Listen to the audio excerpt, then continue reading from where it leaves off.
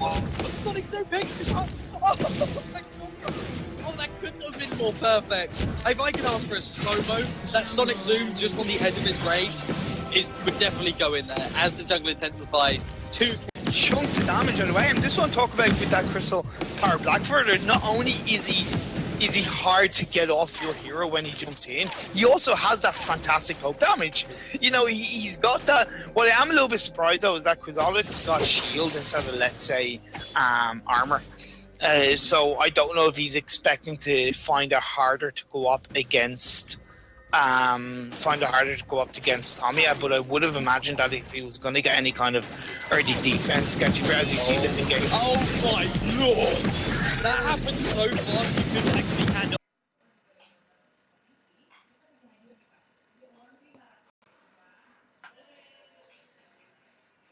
Zig, and they're going in again!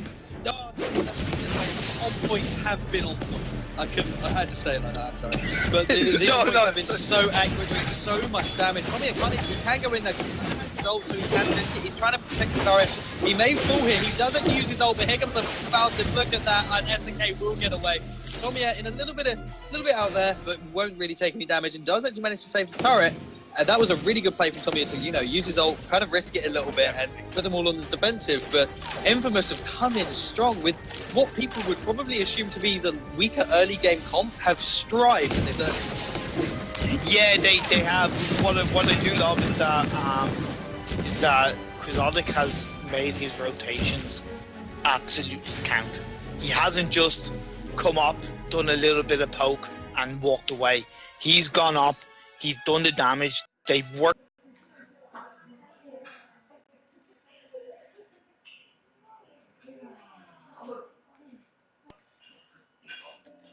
Huge difference.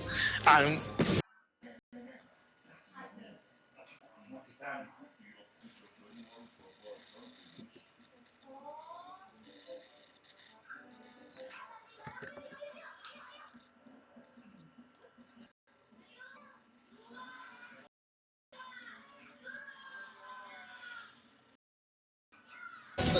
coming out of Sync 1, that was absolutely.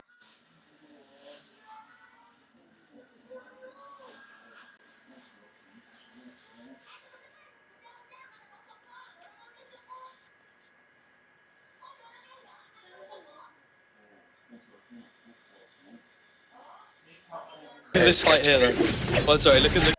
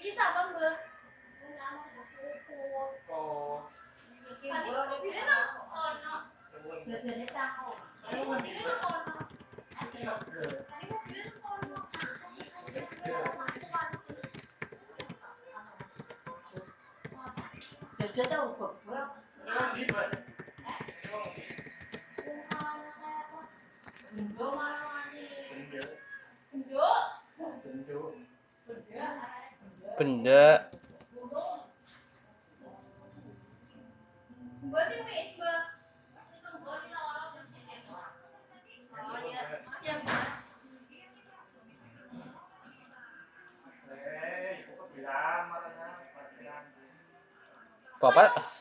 Papa turun mana? Ke papa. Ke papa Ke papa.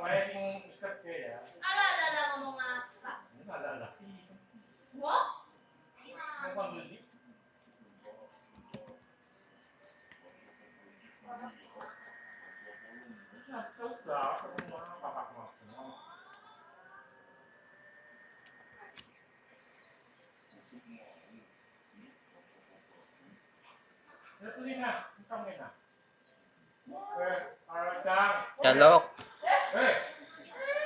Mas.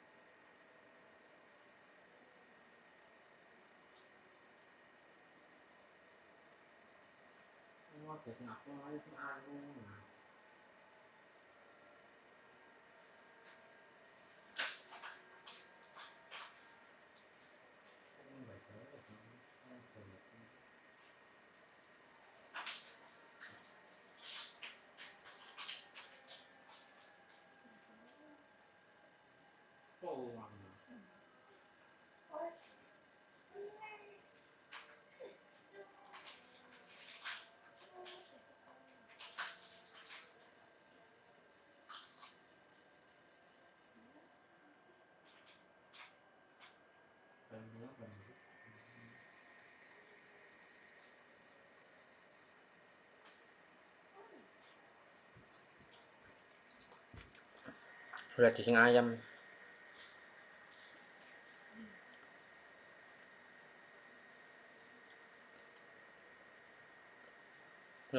Anything? Anything you can do, I can do better. But I'm genuinely expecting they'll just ban something now that might hurt a comp. They'll probably have a comp in mind, like something more experimental. Then they'll ban Yeah. like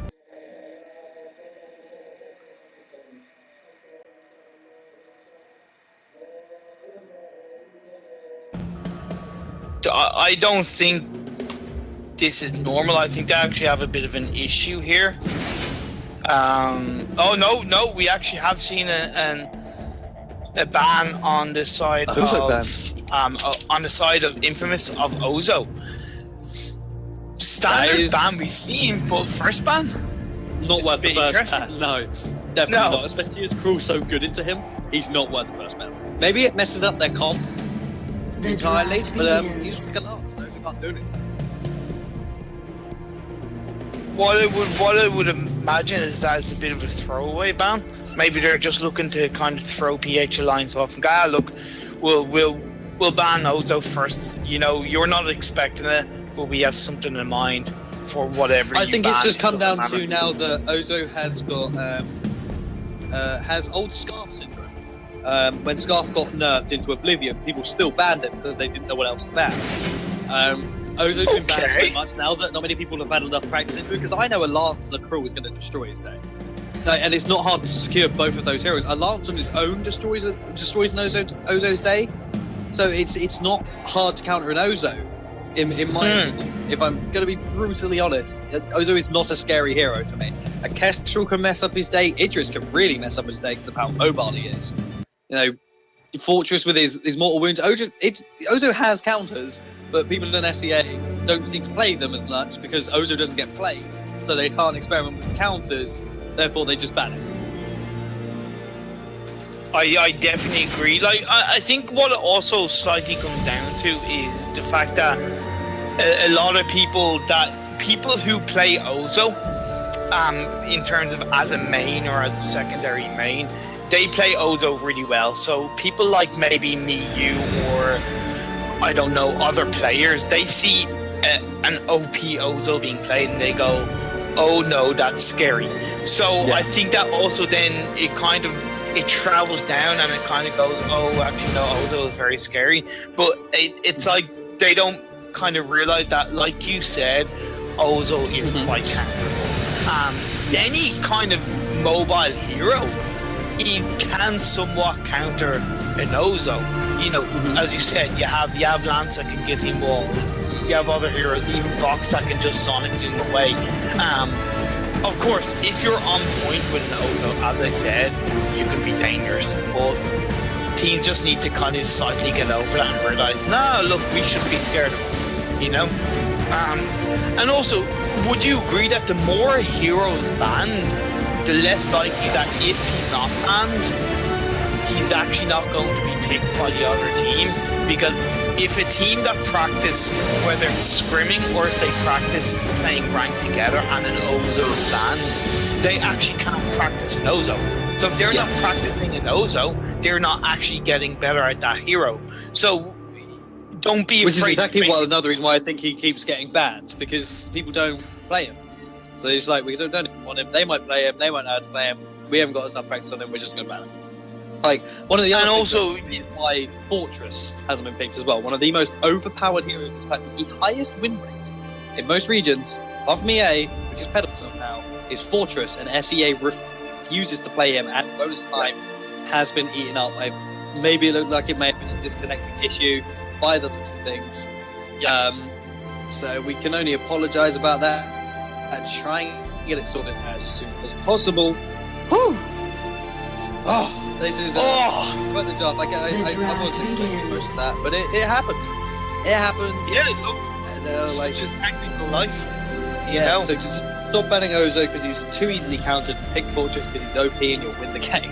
There you go. Yeah, that's how it's. And also, another thing is, if you don't play against a hero, you don't know how to counter that hero. So if Ozo's being banned and any enemy team isn't playing against an Ozo, and it goes with any hero, and people might pick an Ozo because they're afraid to go up against an Ozo, or they don't know how to build the Ozo. But how do you know how to build against an Ozo or go up against an Ozo if you don't play against it? I was talking to a couple of guys yesterday, and they were talking about always banning Fortress, and I was like, why? And they're like, because we don't know how to counter Fortress. And I'm like, well, how do you know?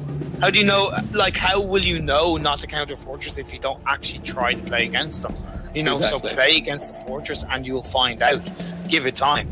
But anyway, so look, we've seen Adagio, Vox, and then Glaive ban. I'm sure you're happy about that. And then an Alpha ban on the side of Infamous. What do you think about that? Do you think, again, the Ozo and the Alpha were some form of throwaway bans on the side of Infamous? What I think they are is they're targeted bans against their own comp. I think they're going to pick stuff that doesn't want like a hard dive. I wouldn't be surprised if we see a Saw here. Attacker as well. That is someone that you don't want an Ozo or an Alpha into playing Attacker. It can make your day very difficult. So I'm genuinely expecting a Saw now.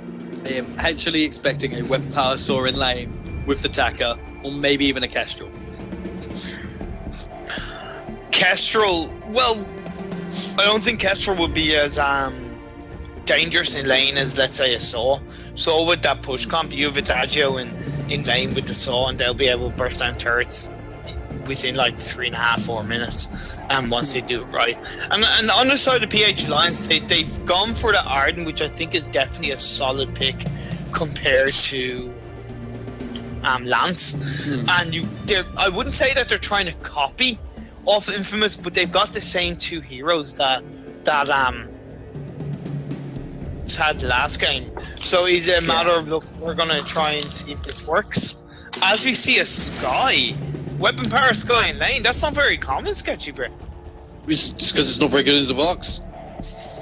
That's why. Because Vox is better than a Sky. He's actually known for beating Skies. That is, like I said, they're going to do something experimental. I called it.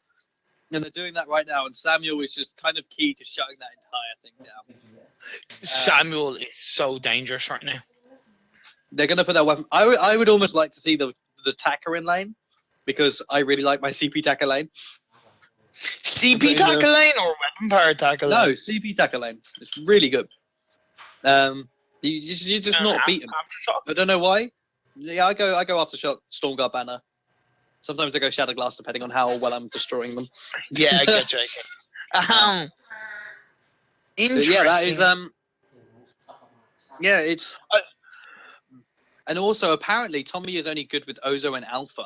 Apparently, those were targeted bans. Actually, those are his favorite heroes, Ozo and an Alpha. So apparently, Infamous have actually just target banned one player on their team. It's a really smart thing to do. That is very good. I mean, it shows they've put in their research and they know their enemy team.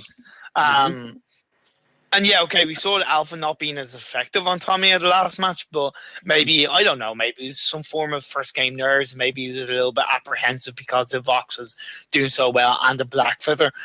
But look, this Samuel's good, and I know you need to be a good Samuel player to get the most out of Samuel, but Samuel is still dangerous. And up against Ataka with that Drift in Dark, it's going to be a little bit harder for the attacker to, let's say, go in without thinking on the enemy. Yeah. Right?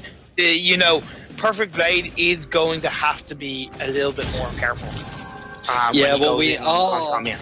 Yeah, we are into the Halcyon Fold though, and Uni and SNK already putting on massive amounts of pressure onto Sync 1.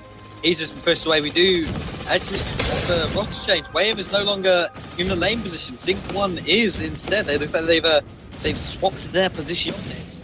And Tommy on that Samuel in the jungle, and Bladex, like you said, on that attacker. We do have Uni again in lane on the Sky, and Adagio with that incredible SNK EA, one of the best roamers this side of SEA. I mean, you see Uni just pushing back. They do manage to push up, but early game Samuel isn't really anything to be too scared of, especially one that's only got 2 crystal bits. You can pretty much walk away from him and you should be fine. Wayham really wants to go, being a little bit over-aggressive right now. I mean, Sky, again, still not one of the first early game, but still, you can't dive that deep just for a blood. Yeah, I know, like, especially if Sync 1 isn't going to follow up and do a little bit of poke damage herself. But I do like what Wayham was trying to do there. Because Uni with that weapon power, Sky isn't as dangerous early game, especially with the likes of Fort Barrage.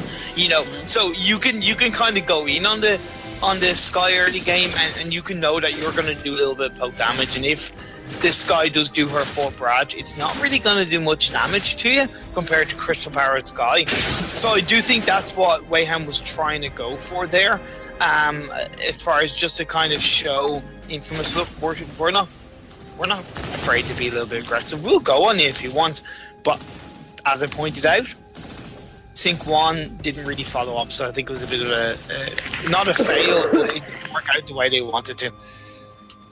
Yeah, that's the thing that I probably listen to. Again, going into super aggressive, sorry, I don't know what happened to my brain, he said something like I kind of realized by the way you were just saying, but that's okay. No, I had the same last game in fairness, so I totally know what it's like.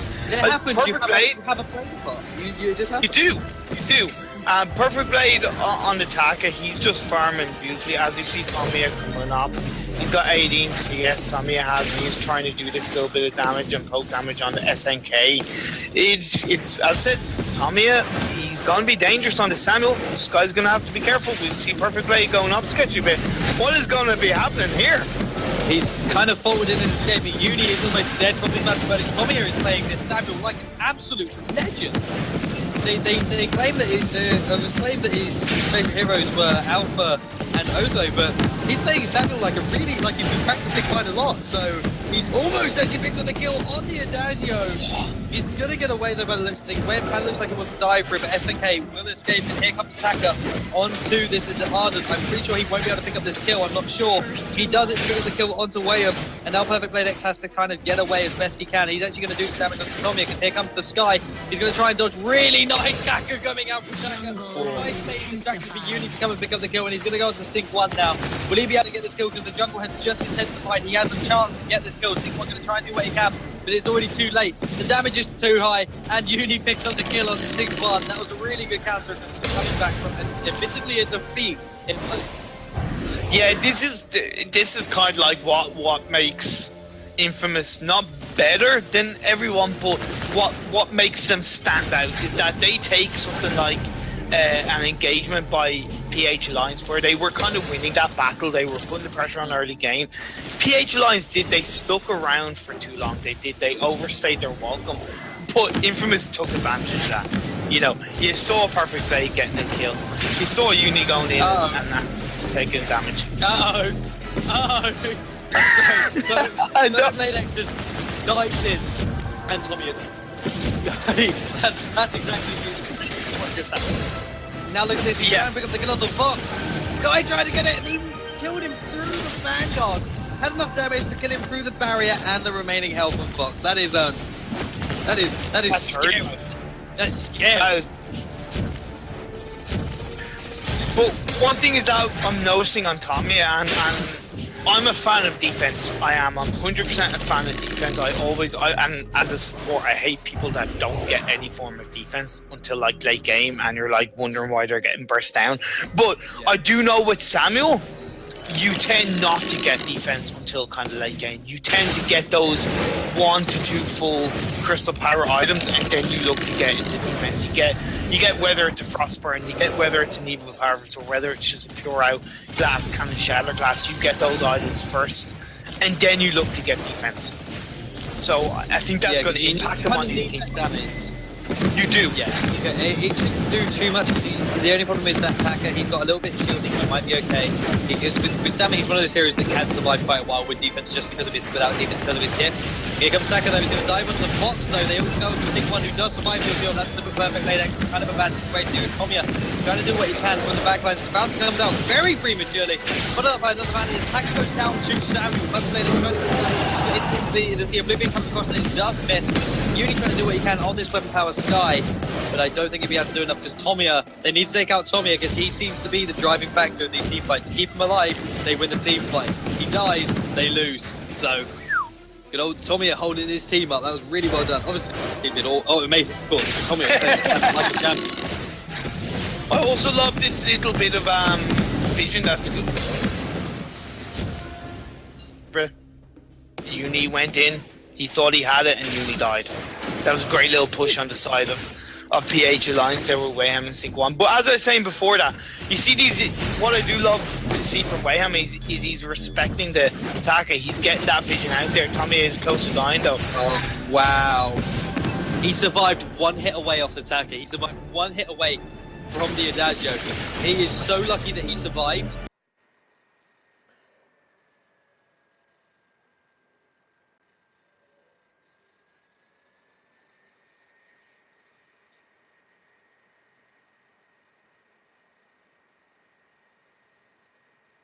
Helps keep a Samuel together. Is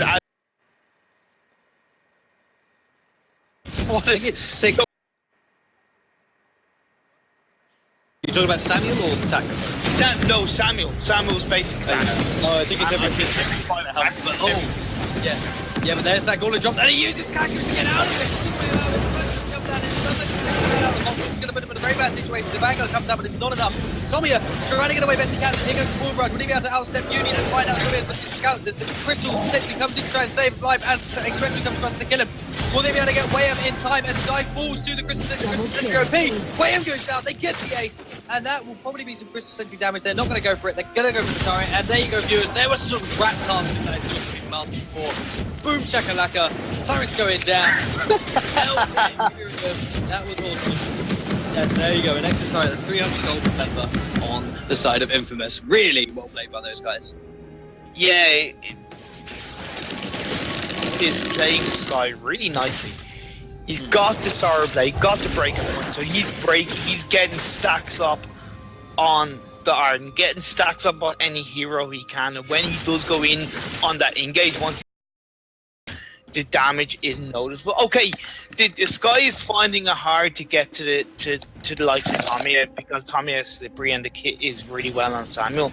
But the difference is, okay, PH Alliance have got 2 ranged heroes, which I think is going against them because Perfect Blade is able to go in, burst down the enemy heroes that he can, get out in good time, get the heal from Adagio, get the buff from Adagio. In the meantime, Uni is just dancing around them, and Uni is doing whatever damage Uni can, and it's really paying off for Infamous in this situation right now. Now, it's not gonna let's not forget that Sync 1 and Tommy, they do scale up pretty well, especially the box, and so does the Samuel. So Wayham, PH Alliance are still in it. One good gauntlet could get them an ace. You know what I mean? Yeah, one good Oblivion to get them an ace. That's what makes me. Exactly. The skill of one good thing that's going to win.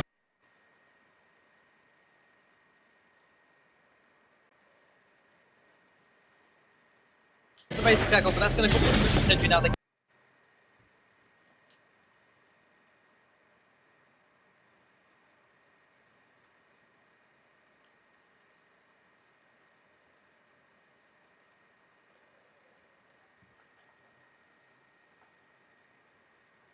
On the side of PH Alliance, but the problem was that one Wayham went out of the gauntlet, which had cancelled it, but then Tamiya left it too late to activate the Oblivion.